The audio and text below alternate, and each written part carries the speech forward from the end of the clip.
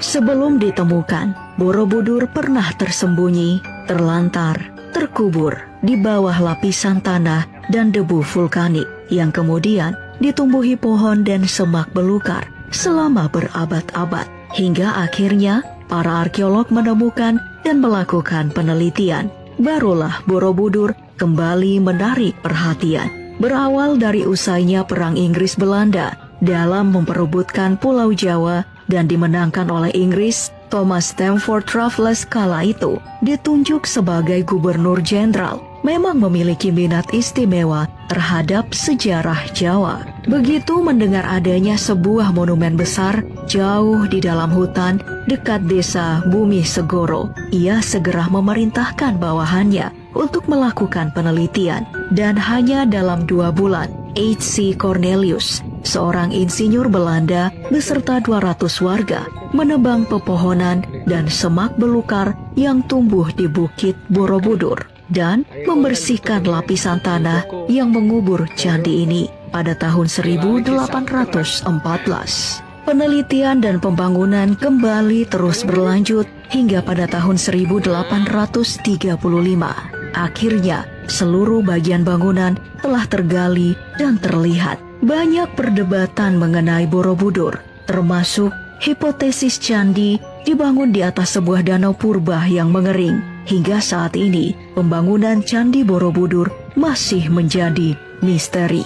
Berdasarkan aksara yang tertulis, pembangunan Candi Borobudur diperkirakan dilakukan antara abad ke-8 dan ke-9 pada masa pemerintahan Raja Samaratungga yang menunjuk Gunadarma sebagai arsiteknya.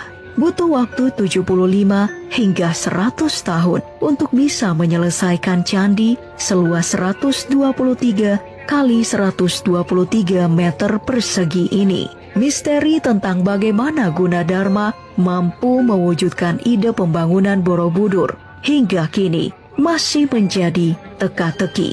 Apa alat yang digunakan?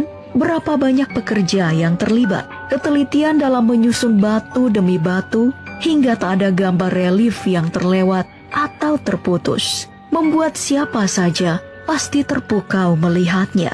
Total, ada sekitar 2.672 pahatan relief yang tersebar di candi, dan ada 1.460 di antaranya bercerita tentang kisah Buddha. Juga terdapat 504 arca Buddha yang terletak dalam 432 relung dan 72 stupa berlubang. Ada pula 100 talang berbentuk patung ikan berkepala gajah sebagai saluran air. Candi Borobudur terdiri dari 2 juta balok batu vulkanik yang terpahat dengan baik. Masing-masing balok saling mengunci, sehingga candi tetap kokoh sampai sekarang. Sungguh teknologi canggih yang misterius, bukan? Lantas, siapakah yang memberi nama Borobudur? Apakah Raja Shailendra atau Gunadarma? Hanya ada semacam petunjuk yang mengarah kepada sebuah tempat pemujaan, sebuah gunung, atau tempat yang tinggi yang disebut Wihara di Budur. Misteri lainnya adalah bagaimana bisa Gunadarma pada masanya sudah bisa menentukan arah tepat terbit matahari di ufuk timur. Ada 2 masa matahari benar-benar terbit dari timur dalam setahun, yaitu pada tanggal 20 sampai 21 Maret dan 22 hingga 23 September.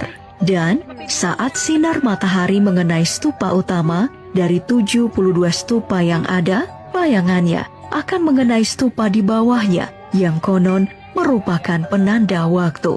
Karena itu pula, banyak mitos yang beredar mengatakan bahwa candi